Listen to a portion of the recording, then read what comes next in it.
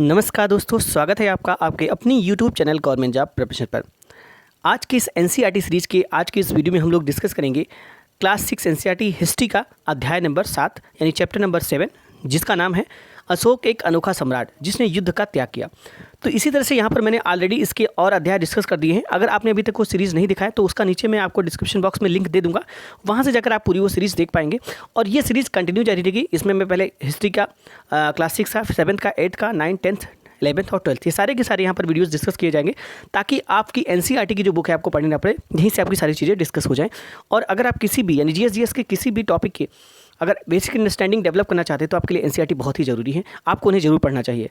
तो इसी सीरीज़ में मैंने यहाँ पर ये सीरीज़ स्टार्ट की है और आपको यहाँ पर मैं वीडियोज़ डेली आपको प्रोवाइड कर रहा हूँ।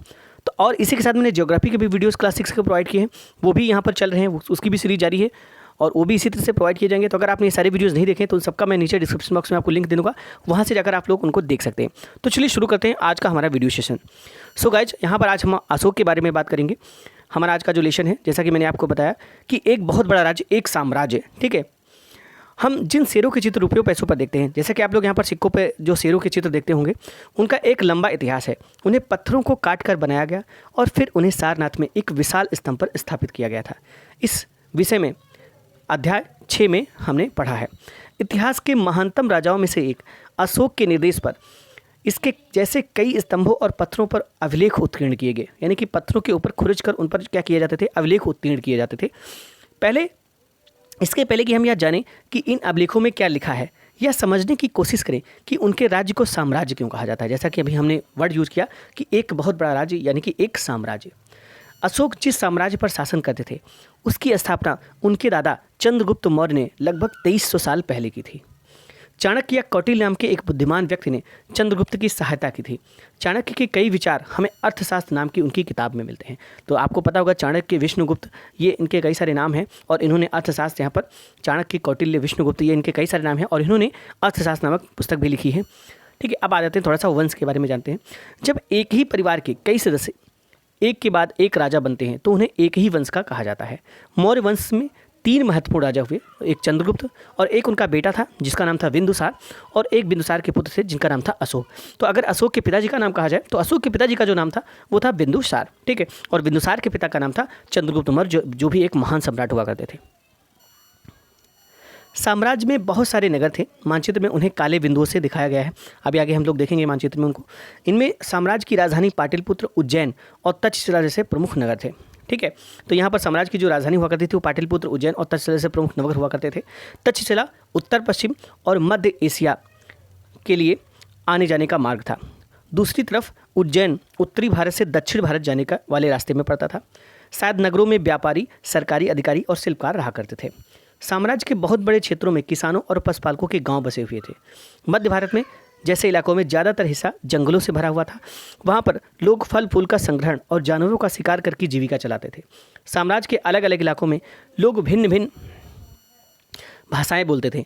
वे लोग शायद अलग अलग प्रकार का भोजन करते थे और यहाँ तक कि अलग अलग किस्म की पोशाक भी पहनते थे। तो ये यहाँ पर बताया गया है। अब यहाँ पर आप लोग देख सकते हैं, ये जो रेड कलर्स में आपके दिखाए गए हैं ये स्पॉट, ये ऐसे स्पॉट्स हैं जहाँ जहाँ यहाँ पर अभिलेख प्राप्त हुए हैं, जहाँ जहाँ से ये जो अभिलेख सम्राट अशोक के जो अभिलेख जहाँ जहाँ से प्राप्त हुए हैं, ये सारे के सारे वो स्पॉट्स यहाँ पर आप लोग देख सकते हैं, उनको यहाँ पर दिखाया गया है, ठीक है। और जो मैंने अभी बात की उज्जैन, तक्षशिला और पाटलिपुत्र, तो ये देखिए यहाँ पर आपका पाटलिपुत्र है, यहाँ पर है आपका उज्जैन और यहाँ पर आपका पड़ता है तक्षशिला, ठीक है। तो इस तरह से यहाँ पर ये चीज़ें आप लोग यहाँ पर देख सकते हैं।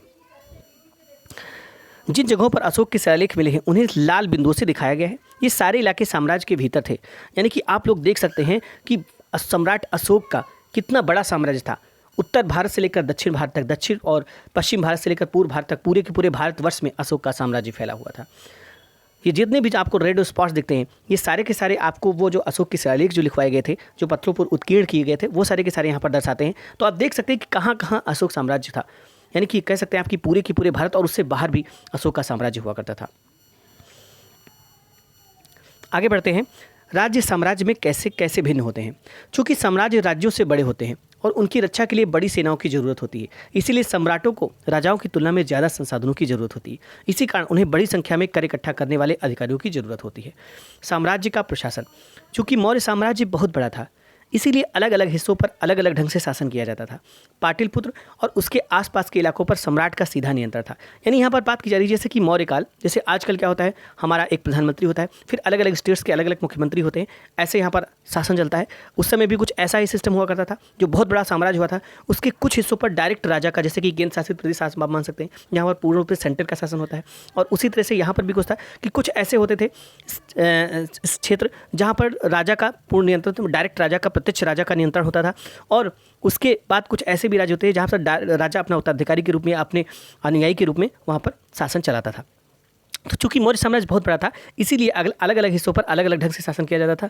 पाटलिपुत्र और उसके आसपास के इलाकों पर सम्राट का सीधा नियंत्रण था। इसका मतलब यह कि इस इलाके के गांव और शहरों के किसानों, पशुपालकों, शिल्पकारों और व्यापारियों से कर इकट्ठा करने के लिए राजा अधिकारियों की नियुक्ति करता था। जो राजा के आदेशों का उल्लंघन करते थे, अधिकारी उन्हें सजा देते थे। इनमें से कई अधिकारियों को वेतन भी दिया जाता था। संदेशवाहक एक जगह से दूसरी जगह घूमते रहते थे और राजा की जासूस अधिकारियों के कार्यकलाप पर नजर रखते थे। इन सबके ऊपर सम्राट था, जो राज परिवार एक वरिष्ठ मंत्रियों की सहायता से सब पर नियंत्रण रखता था। मौर्य साम्राज्य के भीतर कई छोटे क्षेत्र या प्रांत थे। इन पर तक्षशिला, उज्जैन जैसी प्रांतीय राजधानियों में से शासन किया जाता था। तो इस तरह से यहाँ पर बताया जा रहा है कि जो मौर्य साम्राज्य था उसमें छोटे छोटे प्रांत भी हुआ करते थे। तो वो जो छोटे छोटे प्रांत हुआ करते थे या छोटे छोटे जो क्षेत्र हुआ करते थे, उनकी राजधानी भी तक्षशिला, उज्जैन, ऐसी जो प्रांतीय राजधानियाँ बनाई जाती थी और उन प्रांतीय राजधानियों के माध्यम से उन पर शासन किया जाता था। कुछ हद तक पाटलिपुत्र से इन क्षेत्रों पर नियंत्रण रखा जाता था और अक्सर राजकुमारों को वहाँ का राज्यपाल, गवर्नर बना कर भेजा जाता था। लेकिन ऐसा लगता है कि इन जगहों पर स्थानीय परंपराओं और नियमों को ही माना जाता था। प्रादेशिक केंद्रों के बीच विस्तृत क्षेत्र थे। इनके इलाकों में मौर्य शासन सिर्फ मांगों और नदियों पर नियंत्रण रखने की कोशिश करते थे, जो कि आवागमन के लिए महत्वपूर्ण थे। यहाँ से उन्हें जो भी संसाधन कर और भेंट के रूप में मिलते थे उसे इकट्ठा किया जाता था। उदाहरण के लिए अर्थशास्त्र में लिखा है कि उत्तर पश्चिम कंबल के लिए और दक्षिण भारत सोने और कीमती पत्थरों के लिए प्रसिद्ध था। संभवतः की संसाधन नजराने के रूप में इकट्ठे किए जाते थे। अब जान लेते हैं नजराने की क्या बात की जा रही है। जो नजराना का मतलब क्या हुआ, जहाँ कर नियमित ढंग से इकट्ठे किए जाते थे वही नजराना अनियमित रूप से जब भी संभव हो इकट्ठा किया जा सकता है। नजराना एक पुरस्कार के रूप में, नजराना के रूप में या कोई अच्छा वर्क किया जिसकी वजह से किसी ने उन्हें समर्पित किया, तो इस तरह से होता था। वो एक सुव्यवस्थित कर नहीं हुआ करता था। ठीक है, ऐसे नजराने विविध पदार्थों के रूप में प्रायः ऐसे लोगों से लिए जाते थे जो स्वेच्छा से रहते थे। राजधानी में सम्राट मेगास्थनीत चंद्रगुप्त के दरबार में पश्चिम एशिया के यूनानी राजा सेलिकस निकेटर का राजदूत था। मेगास्थनी जी जो कुछ देखा उसका विवरण इस प्रकार दिया है, आप लोग यहाँ पर देख सकते हैं। सम्राट का जनता के सामने आने के अवसर पर शोभा यात्रा के रूप में जश्न मनाया जाता है। उन्हें एक सोने की पालकी में लाया जाता है। उनके अंगरक्षक सोने और चांदी से अलंकृत हाथियों पर सवार रहते हैं। कुछ अंगरक्षक पेड़ों को लेकर चलते हैं। इन पेड़ों पर प्रशिक्षित तोतों का एक झुंड रहता है जो सम्राट के सिर के चारों तरफ चक्कर लगाता रहता है। राजा सामान्यतः हथियारबंद महिलाओं से घिरे होते हैं। वे हमेशा इस बात से डरे रहते हैं कि कहीं कोई उनकी हत्या करने की कोशिश ना करे। उनके खाना खाने के पहले खास नौकर उस खाने को चखते हैं। वे लगातार 2 रात और एक ही दिन में एक कमरे में सोते हैं। तो ये सारी कुछ उनकी सुरक्षा की व्यवस्थाएं की जाती थी। और पाटलिपुत्र जो कि आधुनिक पटना है, इसके बारे में हम जानते हैं। यह एक विशाल और खूबसूरत नगर है। यह एक विशाल प्राचीर से घिरा है जिसमें 707 बुर्ज और 64 द्वार हैं। 2 और 3 मंजिल वाले घर लकड़ी और कच्ची ईंटों से बने हैं। राजा का महल भी काठ से बना है जिसे पत्थर की नक्काशी से अलंकृत किया गया है। यह चारों तरफ से उद्यानों और चिड़ियों के लिए बने बसेरों से घिरा है। राजा द्वारा खाना खाने के लिए खास नौकर उस खाने को क्यों चखते थे, ये आप लोग यहाँ पर पता लगा सकते हैं। आगे बढ़ते हैं और अंत में जंगल वाले इलाके आते थे जहाँ रहने वाले लोग काफ़ी हद तक स्वतंत्र थे। उनसे यह उम्मीद की जाती थी कि वे मौर्य पदाधिकारियों को हाथी, लकड़ी, मधु और मोम जैसी चीज़ें लाकर देंगे। अशोक एक महान सम्राट। अशोक मौर्य वंश के सबसे प्रसिद्ध शासक थे। वह ऐसे शासक थे जिन्होंने अभिलेखों द्वारा जनता तक अपने संदेश पहुंचाने की कोशिश की। अशोक के ज़्यादातर अभिलेख प्राकृत भाषा और ब्राह्मी भाषा में लिखे गए हैं। तो दोस्तों आपका क्वेश्चन यहाँ पर डायरेक्ट बनता है कि जो अशोक के अभिलेख हैं वो किस भाषा में थे, तो ज़्यादातर अभिलेख प्राकृत और ब्राह्मी भाषा में उनके लिखे गए हैं। ठीक है, कलिंग युद्ध का वर्णन करता हुआ अशोक का अभिलेख। अब यहाँ पर एक अशोक का अभिलेख है जिसमें कलिंग युद्ध का वर्णन किया गया है, तो इसके बारे में देखते हैं। अपने एक अभिलेख में अशोक ने यह बात कही, राजा बनने के 8 साल बाद मैंने कलिंग विजय की। दोस्तों ये भी डायरेक्ट क्वेश्चन मैंने एग्जाम्स में देखा पूछा जाता है कि राजा बनने के बाद अशोक ने किस साल में कलिंग की विजय की थी। तो राजा बनने के 8 साल के बाद अशोक ने कलिंग विजय की थी। ठीक है, लगभग 1.5 लाख लोग बंदी बना लिए गए। 1 लाख से ज़्यादा लोग मारे गए। इससे मुझे अपार दुख हुआ। क्यों? जब किसी स्वतंत्र देश को जीता जाता है तो लाखों लोग मारे जाते हैं और बहुत सारे बंदी बनाए जाते हैं। इनमें ब्राह्मण और समण भी मारे जाते हैं। जो लोग अपने सगे संबंधियों और मित्रों को बहुत प्यार करते हैं तथा दासों और मृतकों के प्रति दयावान होते हैं, वे भी युद्ध में या तो मारे जाते हैं या अपने प्रियजनों को खो देते हैं। इसीलिए मुझे पश्चाताप हो रहा है। अब मैंने धम्म पालन करने एवं दूसरों को इसकी शिक्षा देने का निश्चय किया है। मैं मानता हूँ कि धम्म के माध्यम से लोगों का दिल जितना बलपूर्वक विजय पाने से ज़्यादा श्रेष्ठ है। मैं यह अभिलेख भविष्य के लिए एक संदेश के रूप में इसीलिए उत्कीर्ण करा रहा हूँ कि मेरे बाद मेरे बेटे और पोते भी युद्ध ना करें। इसके बदले उन्हें यह सोचना चाहिए कि धम्म को कैसे बढ़ाया जाए। तो ये एक अभिलेख से यहाँ पर मिलता है। ठीक है, धम्म जो संस्कृत शब्द है, इसका मतलब होता है धर्म का प्राकृत रूप है। धम्म जो है संस्कृत शब्द धर्म का जो है ये प्राकृत रूप है। आगे बढ़ते हैं। अशोक का कलिंग युद्ध। कलिंग तटवर्ती उड़ीसा का प्राचीन नाम है। अशोक ने कलिंग को जीतने के लिए एक युद्ध लड़ा, यानी कि कलिंग कहाँ पड़ता है? उड़ीसा का है। प्राचीन नाम उड़ीसा का कलिंग हुआ करता था। लेकिन युद्ध जनित हिंसा और खून खराबा देखकर उन्हें युद्ध से वितृष्णा हो गई। उन्होंने निर्णय लिया कि वे भविष्य में कभी युद्ध नहीं करेंगे। अशोक का धम्म क्या था? अशोक ने धम्म में किसी देवता की पूजा अथवा किसी कर्मकांड की आवश्यकता नहीं थी।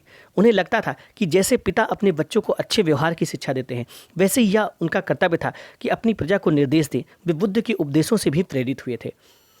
ऐसे कई समस्याएं थी जिनके लिए उनमें संवेदना थी। उनके साम्राज्य में अलग अलग धर्मों को मानने वाले लोग थे और इससे कई बार टकराव पैदा हो जाता था। जानवरों की बलि चढ़ाई जाती थी। दासों और नौकरों के साथ क्रूर व्यवहार किया जाता था।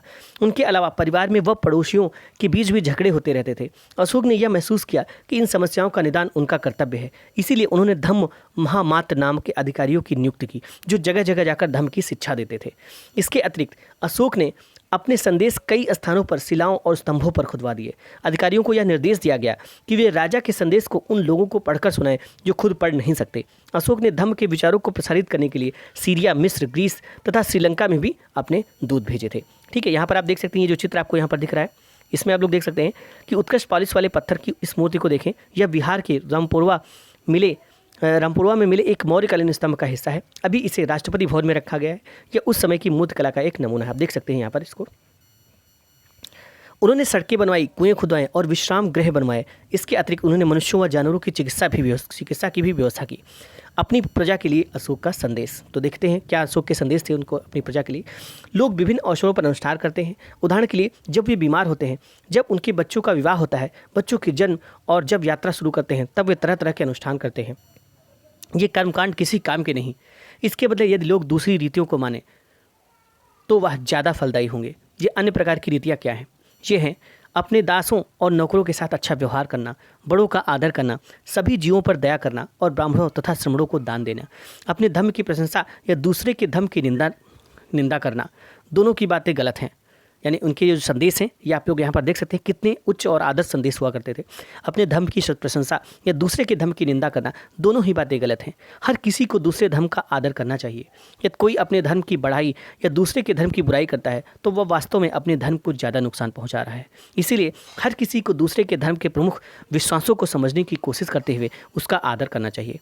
भारत के प्रधानमंत्री पंडित जवाहरलाल नेहरू ने लिखा है, उनके धर्मादेश आज भी हमसे एक ऐसी भाषा में बात करते हैं जिन्हें हम समझ सकते हैं और जिसमें हम बहुत कुछ सीख सकते हैं।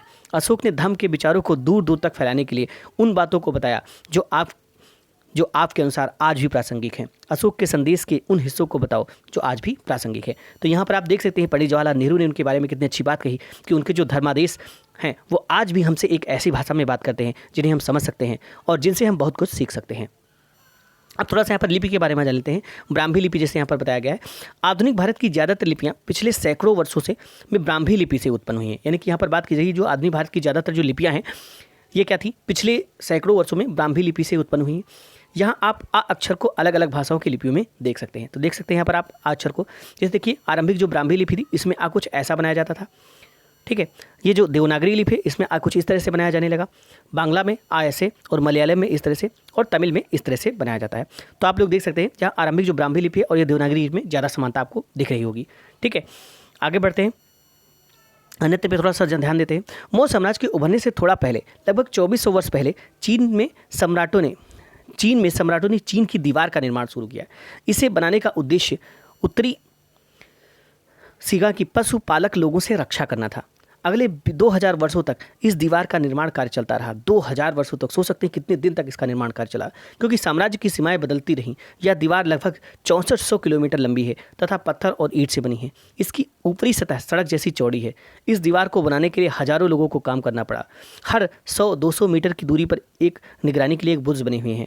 पड़ोसी देशों के प्रति अशोक का जो रवैया चीनी सम्राटों के रवैये से भिन्न था।